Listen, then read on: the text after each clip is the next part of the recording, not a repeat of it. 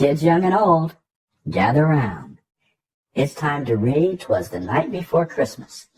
'Twas the night before Christmas, when all through the house not a creature was stirring, not even a mouse. The stockings were hung by the chimney with care, in hopes that St. Nicholas soon would be there.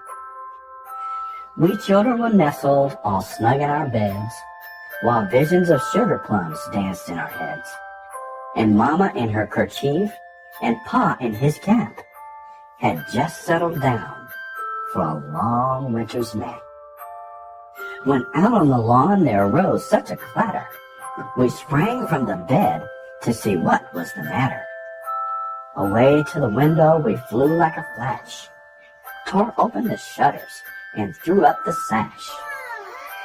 The moon on the crest of the new-fallen snow gave the luster of midday to objects below, when what to our wondering eyes should appear but a miniature sleigh and 8 tiny reindeer. With the little old driver so lively and quick, we knew in a moment it must be Saint Nick.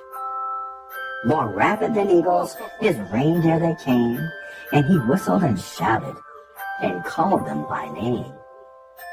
Now Dasher, now Dancer, now Prancer and Vixen, on Comet, on Cupid, on Donner and Blitzen, to the top of the porch, to the top of the wall. Now dash away, dash away, dash away all. As dry leaves that before the wild hurricane fly, when they meet with an obstacle, mount to the sky.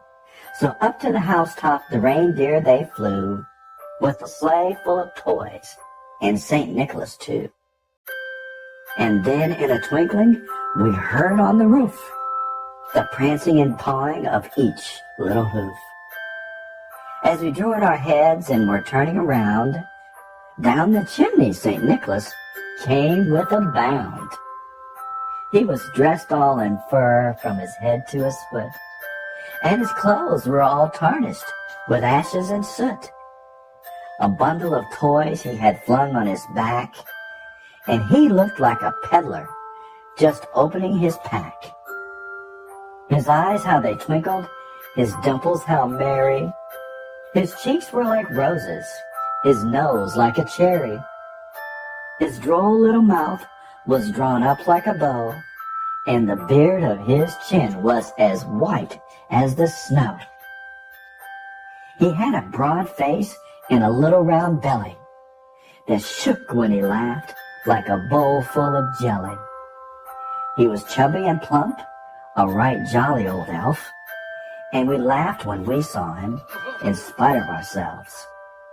A wink of his eye and a twist of his head soon gave us to know we had nothing to dread.